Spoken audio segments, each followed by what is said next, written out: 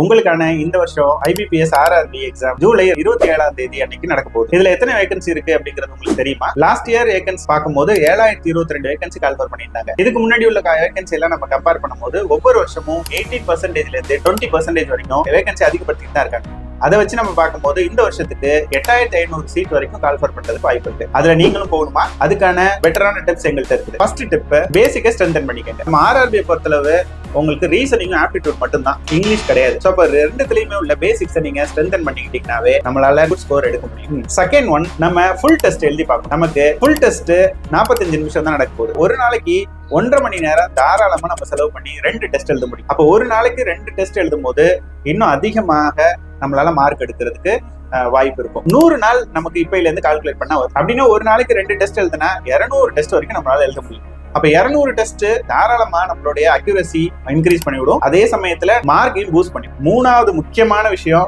Consistency. கன்சிஸ்டன்டா இதை நம்ம செய்யணும். சாட்டர்டே சண்டே அப்படிலாம் லீவ் எல்லாம் எடுத்துக்காம ரெகுலரா நம்ம ஒரு விஷயத்த செய்யும் போது அதுக்கான பலன் நமக்கு கிடைச்சி ஆகும். இது மாதிரி பயனுள்ள தகவலை நீங்க தெரிஞ்சுக்கிறதுக்கு நம்ம பேஜை ஃபாலோ பண்ணிக்கங்க.